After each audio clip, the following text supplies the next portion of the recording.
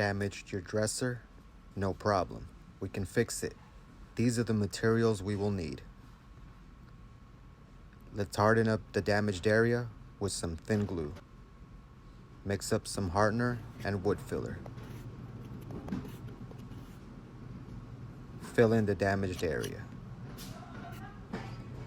Now let's sand it with 120, 220, 320, and 400 sandpaper.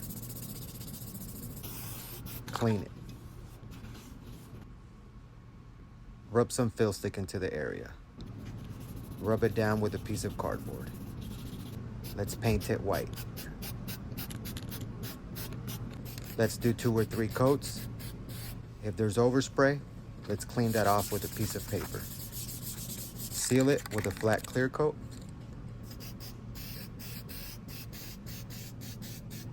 And that's it. We're all done. Looks pretty good.